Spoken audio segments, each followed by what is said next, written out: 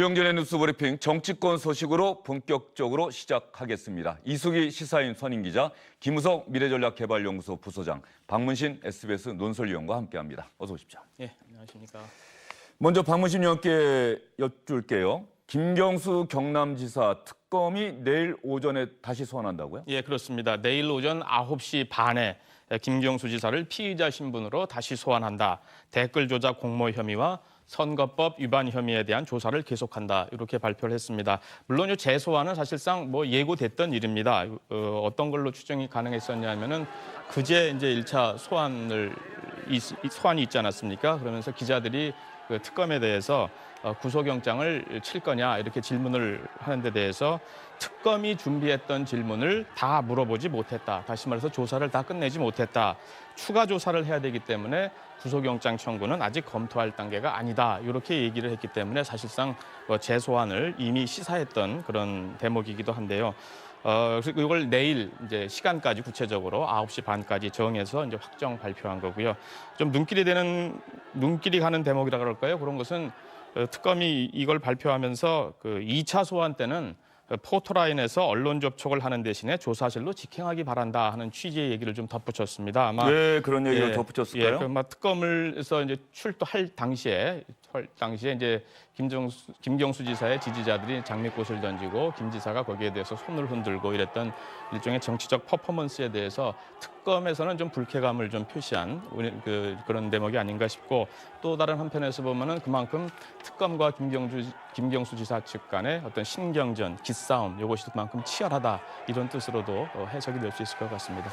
제가 현장 기자하면서 취재했던 경험에 의하면 검찰이나 특검이 누군가를 부른다.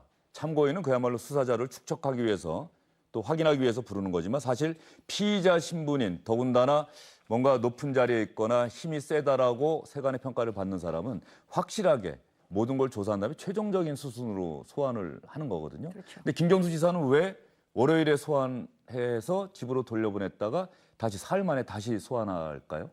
근데 그거는 특검이 얘기한 대로 그럴 것 같아요. 그러니까 A4 용지 100장 정도의 질문을 했다는 거 아닙니까? 근데 만들어 놨는데 그거를 그 12시까지 다 못했기 때문에 본인들이 얘기를 들어보면은 그러니까 12시 정도 됐을 때 김경수 지사한테 상의를 했다는 겁니다. 지금 이렇게 많이 남아 있는데 이 부분을 계속 진행을 할까요? 아니면은 다음번에 한 번 더 나와서 하는 게 좋을까요? 라고 상의를 했고, 김 지사가 다시 나오겠다라는 얘기를 해서 그 부분은 조율이 됐다라고 하는 거고요. 지금 김 지사가 9일까지 휴가가 돼 있습니다. 그래서 이제 휴가 중에 본인 입장에서는 경남 도정을 운영하는 데 있어서 이게 지금 방해가 되는 거 아니냐, 소홀해지는 거 아니냐 이런 이제 세간의 시선이 있기 때문에 그 부분을 개인 휴가로 처리를 하고 이 특검 조사를 받고 있는 것 같은데, 어쨌든 9일까지 돼 있으니까 그 안에 이 검찰 조사를 소화하려고 하는 그런 양측의 이해관계가 좀 맞아 떨어진 거 아닌가 싶습니다. 김경수 지사에 대한 특검의 조사 핵심적인 대상 뭘까요? 두 가지라고 하는데 댓글 조작 공모 혐의와 그렇죠. 선거법 위반 혐의인데 네. 어떤 내용들입니까? 일단 댓글 조작에 대해서는 킹크랩이라는 이런 불법 댓글 이 프로그램을 알았는지, 결국 그 시연을 해줬다라고 하는 거고 나는 못 봤다라고 하는 게 이제 김경수 지사의 얘기이기 때문에 그 킹크랩에 대해서 알고 있었는지 부분이 핵심인 거고요. 그래야지 공모 관계가 지금 성립이 되는 거고요. 그리고 하나는 어쨌든 본인이 다음번 지방선거에 나가려고 하니까 그때 도와달라. 그 대신 그 오사카 총영사 자리를 주겠다라고 사전에 얘기를 했다는 거 아닙니까? 만약에 그게 됐다면 선거법 위반이 되는 거고요. 근데 이제 김경수 지사는 그 부분에 대해서 그게 1년도 훨씬 더 전의 얘기인데 그 선거가 있기 그때 내가 그 얘기를 했겠느냐. 그리고 지사 출마 자체가 워낙 늦게 정해진 건데 그때 얘기했다는 것 자체는 어불성설이다. 지금 그렇게 얘기를 하고 있는 상황입니다. 그렇다고 한다면 결과적으로 내일 김경수 지사에 대한 특검의 재소환이 이번 특검팀 성패의 결정적인 변곡점이 될 것이다. 이렇게 볼 수도 있겠어요. 네, 그럼요. 사실은 지금 3분의 2가 지났는데 시작도 못한 거예요. 사실은 선택과 집중을 하면서 지금 김경수 지사로 모든 초점이 모여지지 않습니까? 그런데 김경수 지사의 부분에 대해서 지사의 혐의의 부분에 대해서 일정적 성과를 못 낸다라고 하면은 특검 자체의 존립 의미 이런 부분들에 대해서 문제가 되기 때문에 사실 이 부분이 굉장히 중요하고 변곡점이고 그 다음에 할 일도 많아요. 사실은 그 다음 뭐 지금 민정비서관이나 정무비서관 이런 부분들에 있어서 이 문제의 핵심을 접근하기 위해서는 권력에 굉장히 그 특검이라고 하는 게 권력에 대해서 일정 정도 뭐 자유롭게 수사를 한다라는 의미인데 김경수 지사도 지사지만 사실 지금 청와대 그 핵심에 있는 민정 정무비서관도 폭넓게 이게 관여된 정황들이 있지 않습니까? 이런 부분까지 하려고 하면은 사실은 지금 굉장히 좀 늦었다라는 생각이 들고 그런 의미에서 지금 다시 한번 부른 거는 어떻게 보면은 뭐 아까 말씀하셨듯이 예정된 수순이기도 하고 실질적으로 이 고리를 제대로 풀지 않으면은 그 다음 단계가 가기가 굉장히 어려운 상황이기 때문에 사실 특검에서는 불가피하게 지금 다시 부른 거다 이렇게 생각이 됩니다. 예, 지금 김우석 부소장 얘기할 때 나오는 저 영상 말이죠. 조금만 뒤로 돌렸다가 다시 한번 보여주실 수 있으면 좋겠습니다. 바로 저 장면이 조금 전에 박문신 위원이 얘기했던 그 대목이 아닐까 싶어요. 내일 다시 소환될 때는 김경수 지사가 포토라인에 서지 말고 바로 조사실로 직행했으면 좋겠다라고 이야기하는데 아마 조사 마치고 어제 새벽에 나오는 장면인데 기자들 질문을 조금 받고 나가다가 김경수 지사가 기자들의 질문을 더 이상 받지 않고 바로 지지자들에게 다가갑니다. 그래서 악수도 하고 또 지지자들은 김경수 지사님 힘내서라고 외치고 뭐 이런 장면들이 특검팀이 좀 신경이 쓰였나 보죠? 어떻습니까? 박문신 의원 보시기에?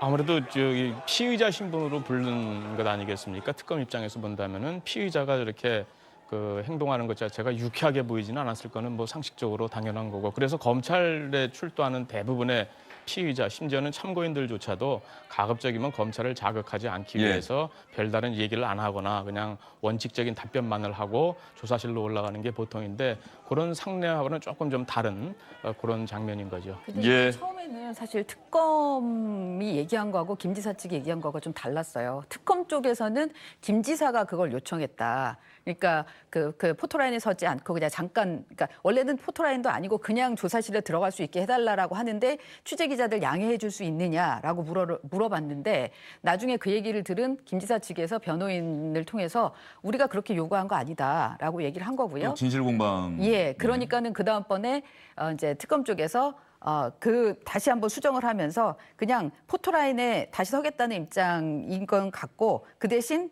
사진 촬영은 하되 조사실로 가겠다.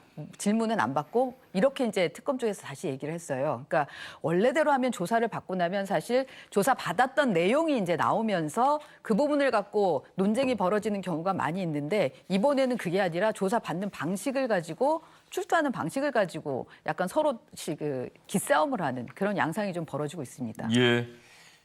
특검팀에서 오늘 오전에 기자들에게 한 이야기를 보니까는 우리는 포토라인 이런 거 신경 쓸 여유가 없다. 김경수 지사가 포토라인에 서지 않고 그냥 들어올지 포토라인에 설지는 김경수 지사가 결정하는 것 아니겠느냐. 우리가 서라 마라 할 문제는 아닌 것 같다. 또 이렇게 이야기를 하고 있습니다.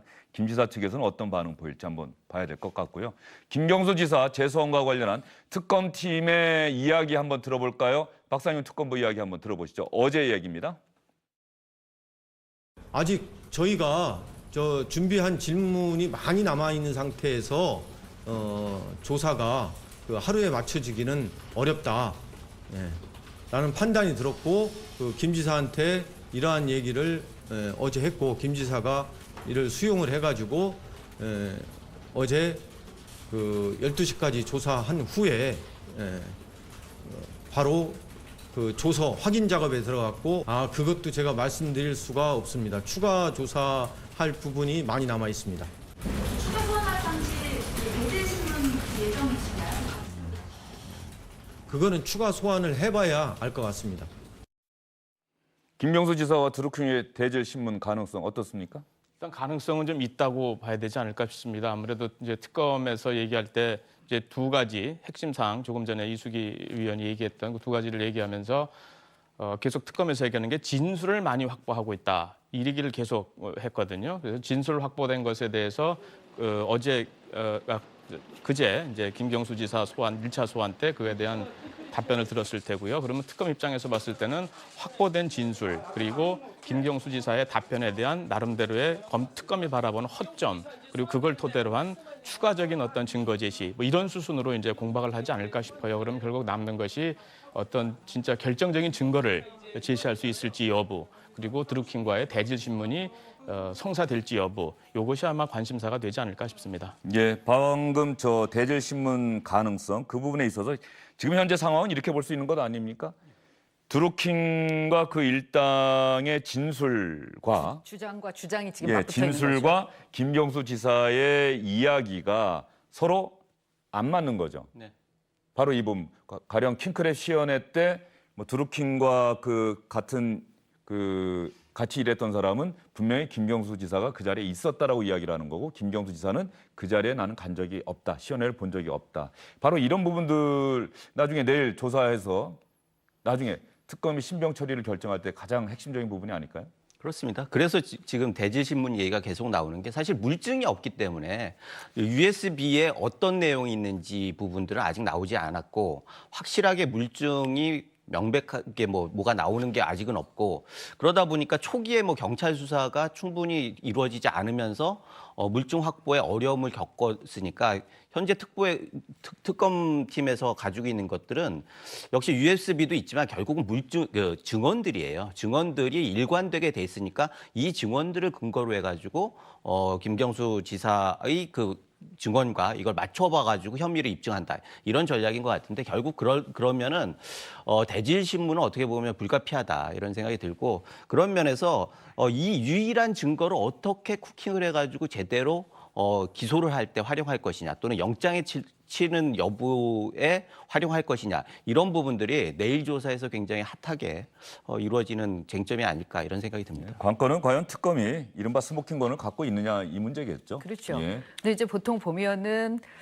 검찰이 두 가지 방식을 쓰는데 한 번 처음에 빼도 박도 못하는 증거를 내놓고 그 사람이 진술을 하게, 그러니까 자백을 하게 만드는 방법이 있고. 근데 이번 1차 조사에서는 그거는 아니었던 것 같아요.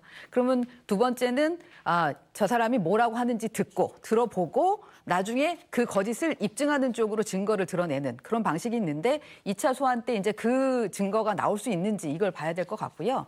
말씀하신 대로 대질신문 같은 경우는 당연히 특검에서는 하려고 할 거예요. 지금처럼 주장이 맞붙어 있을 때는 다양한 방식으로 물어보면서 그 사이에 허점을 이제 보려고 할 텐데 네. 근데 문제는 드루킹이나 김 지사 쪽에서 불편해할 경우 이제 이 부분이 안 될 가능성도 있는 거거든요. 근데 이제 김 지사는 안 한다고 했을 경우에 본인이 불리해질 수밖에 없어요. 그러니까 뭔가 문제가 있으니까 안 한다고 하지 않을까라고 할 텐데 드루킹의 경우는 어떨지 모르겠어요. 지금 상황에서는. 예. 그러니까 본인은 가장 강력하게 주장을 하고 있지만 만약에 본인의 이 유불리를 판단해서 이 대질신문에 임할지 임하지 않을지 그건 좀 지켜봐야 될 것 같습니다. 김경수 지사가 지금 휴가 중입니다. 오늘 오전에 자신의 페이스북에 특검으로부터 조사를 받고 있는 현 상황에 대한 심경을 밝혔습니다. 페이스북 글을 한번 여러분께 보여드리도록 하겠습니다. 장미꽃과 가시밭길 이렇게 이야기를 했습니다. 이제는 어떤 길을 가더라도 늘 조심하고 경계하며 걸어가라는 뜻인 것 같습니다. 가시밭길 위에 놓인 장미꽃. 그 꽃에 담아주신 마음들을 가슴에 꼭 새겨두겠습니다. 마지막 대목이 아마 김경수 지사가 하고 싶었던 이야기가 아닌 것 같습니다. 가시밭길은 아직도 끝나지 않았습니다. 끝까지 꿋꿋하게 당당하게 걸어가겠습니다. 바로 이 말을 하고 싶었던 것 같은데 가시밭길은 아직도 끝나지 않았다. 야당에서는 자유한국당을 중심으로 한 일부 야당에서는 김경수 지사가 문재인 대통령과 아주 가까운 사이라는 점을 겨냥해서 문재인 대통령도 이거 알았느냐 이렇게 공세를 펴고 있고 김경수 지사를 잘 아는 사람들은 한결같이 김경수라고 하는 사람은 그런 편법, 불법을 선택할 사람이 아니다. 또 이렇게 이야기를 하고 있습니다. 특검, 내일 김경수 지사 재소환하고 나서 과연 어떤 조사 결과를 내놓을지 앞으로 지켜봐야 될 것 같습니다. 저희는 다음 주제로 넘어가도록 하겠습니다. 국회 특수활동비, SBS 기자들이 정말 열심히 취재를 해서 20대 국회의원들의 특수활동비 내역도 공개하라는 법원 판결에 대해서 국회가 별 의미도 없는 항소를 결정했다, 사실상 결정했다 이렇게 보도를 했는데 SBS 기자들의 보도 내용이 맞았습니다. 국회 사무처가 항소하기로 결정을 했는데 그 이유가 뭔지 궁금합니다. 지금 특활비에 대한 제도 개선이 진행되고 있거든요. 그런 제도 개선을 하는 과정에서 이번에 항소를 안 하게 되면은 이것을 그 바로바로 공개를 해는 그러니까 오늘 사용한 그 특활비를 뭐 내일이나 뭐 일주일 후에 공개하라면 공개를 해야 되는 논리적으로 그렇게 된다는 거예요. 네. 예, 그래서 일단은 제도 개선이 되고 있는 중이기 때문에 그 시간 동안 일단은 항소를 해놓고 고조를 맞춰가면서 이 제도 개선을 한다는 것이죠. 시간이 필요한 거죠. 그럼 예. 그것을 국회가 먼저 이런 항소를 하지 않는 결정을 내리게 되면은 그 제도 개선이나 이런 데 다 영향을 미치게 되고요. 국회 대변인 스스로 이계성 대변인이 한국일보 기자 출신인데 대변인 되자마자 또 큰 일을 또 맡았습니다. 그런데 이 얘기 가만히 들어봤더니 시간 벌겠다라고 하는 걸 사실상 국회 대변인도 인정하는 것 같습니다. 네, 그렇습니다. 두 가지가 좀 같이 좀 혼재돼 있다 하는 느낌을 받았는데요. 우선 첫 번째는 이게 19일 날 서울행정법원에서 나온 판결에 대한 이제 항소 아니겠습니까? 20대 국회도 특수활동비, 예비비, 국회의장단 또는 정보위원회 해외 출장비 내역을 모두 공개하라. 이 법원 판결에 대해서 받아들이지 않고 일단 항소하겠다 하는 건데 항소 시한이 모레까지입니다. 8월 10일까지로 돼 있기 때문에 한다면 내일 또는 모레 이렇게 하겠다는 뜻인데 우선 시간 벌기 차원의 항소라는 의미가 있는 것 같고요. 또 다른 하나는 형식적으로 우리가 어떤 저 특활비 문제를 처리하더라도 국회가 자율적으로 하는 모양새로 좀 하고 싶다. 법원의 결정에 떠밀려 가지고 간다는 의미보다는 지금 제도 개선이 진행 중이니까 국회도 이러이러한 제도 개선에 기초해가지고 이러이러한 것들을 준비하고 있으니 이때까지만 좀 기다려달라. 그리고 국회 자율적인 의사결정이라는 것을 좀 강조하고 싶어하는 그런 취지가 좀 같이 좀 이렇게 섞여 있는 것이 아닌가 이렇게 보여집니다. 예. 그럼에도 불구하고 어차피 좀 특수활동비 궁색해요. 공개할 수밖에 없을 것 같은데 법원 최종적인 판결까지 고등법원 판결 나온다고 해서 또 공개한다는 법이 없지 않습니까? 지난번 18대 19대 국회 특수활동비 공개하기까지 대법원 판결 나오기까지 3년이나 걸렸어요. 네.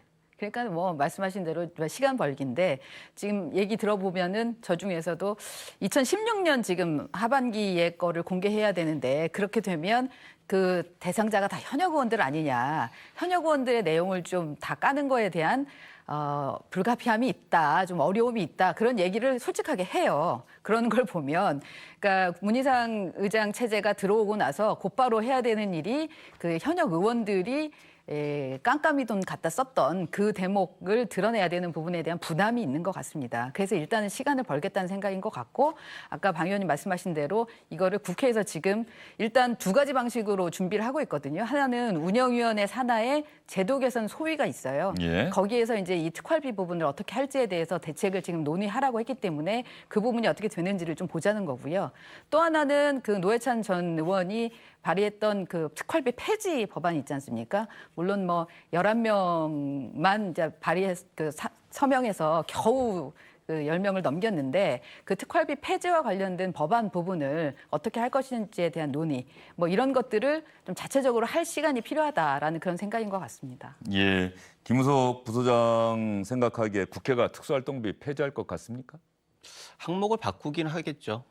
지금 폐지는 안 할 거라는 말씀이십니까? 그거는 구체적으로 좀 봐야 할 것 같아요. 국회에서 과연 특활비에 그걸 활용할 수 있는 그런 업무가 있느냐. 사실은 제가 보기에 지금까지 나와 있는 바로는 없는 거 아니겠습니까? 그런데 이런 것들을 이게 편법적으로 특활비를 활용해가지고 그걸 뭐 경조사비로도 쓰고 뭐 여러 가지 뭐 경력으로도 쓰고 이런 것들을 보면은 그런 항목은 필요해요. 그러나 특활비라고 하는 명목보다는 뭔가 이걸 양성화시켜가지고 좀 제대로 된 항목으로 좀 바꿔야 하는 그게 시스템, 그 특활비 제도 개선을 위한 뭐 제도 개선, 뭐 이런 부분들에 대해서 시간이 필요하다라는 건데 실질적으로 이런 것들은 특활비 문제뿐만 아니라 지금 국회 운영이 사실은 굉장히 편법들이 많이 있어요. 사실 그런 부분들에 대해서 이번 기회에 그걸 바로잡는 계기가 됐으면 좋겠고 기재부에서도 지금 이걸 무작정 안 된다라고 할 게 아니라 실질적으로 이런 항목들을 어떻게 제대로 꼭 필요하기도 하잖아요. 국회의장이 어디 가면서 뭐 지출을 함에 있어서 그쪽 피감 기간 돈도 못 쓰게 돼 있는데 지금 같은 경우에는 가가지고 격려를 안 하고 온다는 것도 그렇고 그러면 그런 항목들이 그대로 반영될 수 있도록 항목을 정해주는 것들은 굉장히 필요합니다. 그런 면에서 이것들을 기재부에서도 좀 잘 협의를 해가지고 안착되는 이런 계기를 삼았으면 좋겠고 그러기 위해서는 일정 정도 시간이 필요한 것도 이해를 합니다. 문제는 이런 편법을 고치기 위해서 또 꼼수를 얘기한다는 게 문제죠. 그럼 이거는 공개해놓고 그 다음에 제도 개선을 하겠다라고 하는 것들이 훨씬 떳떳한 일이지.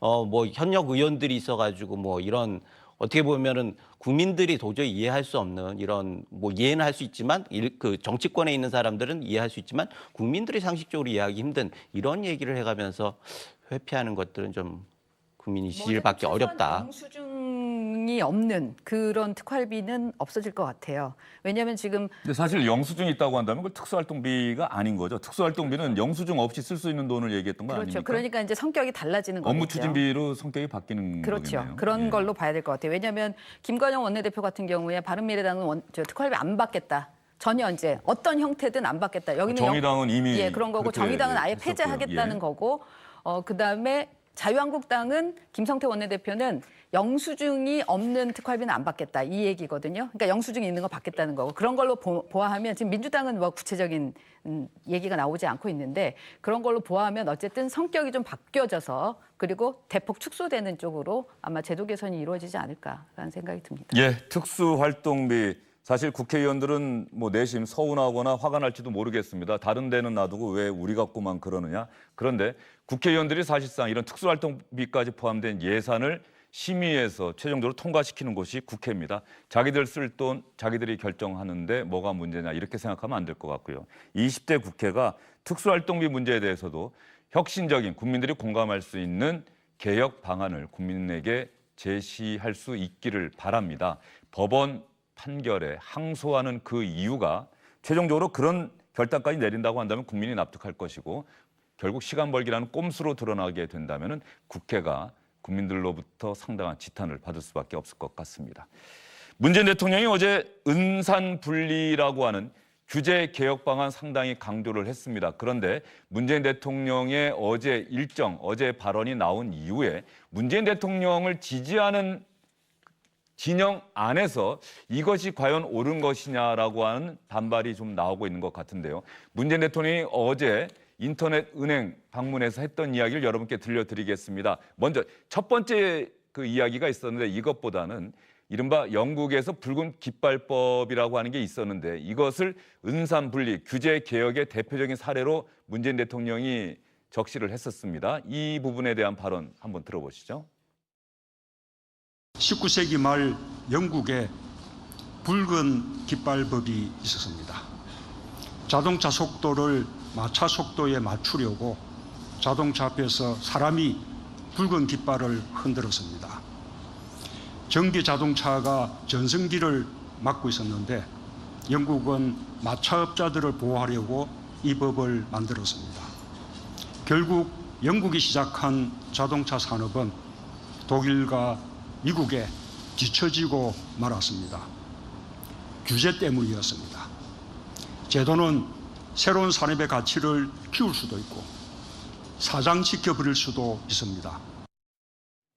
영국이 자동차 산업을 먼저 시작해 놓고 시대에 뒤떨어진 규제, 붉은 깃발법 이런 규제 때문에 결국 자동차 산업에서 독일과 미국에 밀리고 말았다. 그래서 우리도 빨리 부적절한 시대에 맞지 않는 규제는 철폐해야 된다. 이게 문재인 대통령의 이야기 같은데 은산분리가 왜 그 대표적인 사례가 됐을까요? 사실 이 사례는 굉장히 많이 얘기가 됐어요. 그 붉은 깃발법. 이것들은 학자들이 정부에 대해서 규제를 없애야 한다라고 하는 얘기를 하면서 항상 들었던 예시예요. 그것들을 대통령이 받아가지고 이제는 좀 방향을 바꾸겠다라고 하는 의지를 보이면서 그 얘기를 다시 쓰신 거죠. 그런 의미에서 이 부분은 많은 사람들은 어떻게 뭐 십상한 얘기다라고 하는 분들도 있을지 모르지만 어찌됐든 이 방향 변화에 대해서는 굉장히 높이 사고 격려를 해줄 부분이 있다. 결국은 끝까지 이념이나 말을 공약을 지키겠다라고 하는 것들은 어떻게 보면 구도자의 자세지 정치인의 자세는 아닙니다.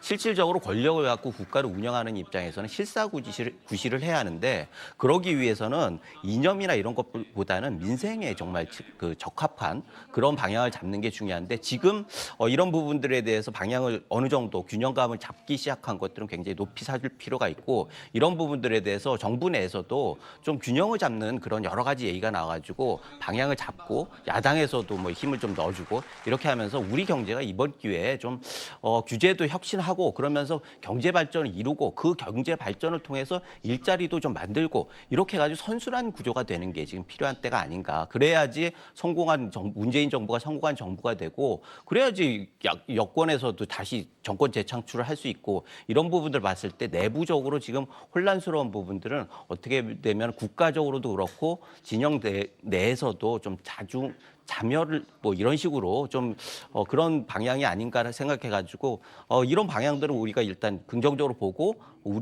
내부의 여러 가지 얘기들은 우려하는 측면도 있고 이렇게 해가지고 좀 방향을 잡는 걸 봐야 할 것 같습니다. 예, 김무석 부소장 좀 긍정적으로 평가를 해주셨는데 인터넷 은행에 국한해서 일단 문재인 대통령이 이야기를 했습니다. 인터넷 은행은 1995년 미국에서 시작이 됐는데 오프라인 점포, 흔히 볼 수 있는 일반 은행 점포 없이 온라인으로만 영업을 하는 은행을 인터넷 은행이라고 하는데 여기서 인터넷 은행에 국한하긴 했지만 은산 분리 규제 이거 철폐하겠다라고 하는 문재인 대통령의 이야기 과연 무엇이 쟁점인 겁니까? 왜 잘했다라고 하는 이야기와 함께 그거 문제다라고 하는 이야기가 같이 나오는 겁니까? 이 은산 분리 말 그대로 은행과 그 산업의 분리거든요. 예. 이게 현재 규정은 이 은행법에 규정이 되어 있습니다. 은행이 아닌 기업이 은행 지분을 10% 넘게 못 갖는다. 특히 의결권이 있는 지분은 4% 이상 못 갖는다. 이렇게 되어 있는 거거든요. 그리고 원래의 취지는 재벌의 은행 지배를 막기 위한 것이었는데 이제 최근에 보면 지금 말씀하셨던 인터넷 은행 같은 경우에는 이른바 4차 산업혁명에 해당되는 흔히 핀테크라 그러죠. 그 파이낸싱의 그 FIN 앞부분을 따서 핀테크라고 하는 건데 이런 흐름에 맞지 않는다 하는 그 논란이 이러다 시대에 뒤떨어지는 것 아니냐 하는 반론이 계속 제기됐었거든요. 근데 이 의미 있는 또 그리고 이례적인 것은 이 은산분리라는 것 자체가 정부, 청와대, 여당 내에서 각각의 책임자들이 다 말이 다를 정도로 논란이 많았고 그리고 문재인 대통령 본인도 지난번 대통령 선거 공약 때 보면은 은산분리 이거는 계속 유지한다라는 것이 대선 공약이었거든요. 이 부분에 대해서 이제 언급을 하고 그리고 또 구체적인 방법론까지 얘기했다는 것. 예. 이것이 사실은 이제 의미가 있고 이례적인 그런 대목이고 이 지점에서 이제 바로 이제 그 논란이 생기는 거죠. 특히 같은 지지층 내에서 기존의 은산분리 이것을 계속 주장해왔던 그룹들 그게 진보 진영 내에서 보면은 상대적으로 정의당에 가까운 그 정파적 입장을 가진 사람들 그리고 시민단체에서 참여연대 쪽에 가까운 입장을 견지했던 사람들이 계속 유지해야 된다 하는 입장을 계속 갖고 있는 건데 어제도 이미 그 정의당 그리고 참여연대 경실련 이렇게 합동으로 한 토론회에서 이 문재인 대통령의 안에 대해서 반대한다 하는 입장을 이미 재확인했습니다. 이것은 다시 말해서 여야 간의 논란이라기보다는 진보 진영 내에서 어떤 논란에 대한 그 촉발 이것이 이제 이루어진 거고 그렇기 때문에 예. 이제 국회 입법 과정에서 어떤 내용으로 될지 또 어떤 협의 과정을 거쳐서 나타날지 이것이 지금 관심사가 돼 있지 않을까 이렇게 예상이 됩니다. 대선 공약을 깼느냐 안 깼느냐에 대해서는 지금 논란이 많이 있는데요. 일단 여권에서는 대선 공약을 깬 게 아니다라고 얘기를 청와대가 해요. 오늘 김의겸 대변인 브리핑 통해서도 그 네, 얘기를 했어요. 보니까는 이 이유가 뭔가 봤더니 제가 그래서 대선 공약을 찾아봤더니 그러니까 현행 인터넷 전문 은행 등에서 현행법상 자격 요건을 갖춘 후보가 자유롭게 진입할 수 있는 환경을 조성하겠다.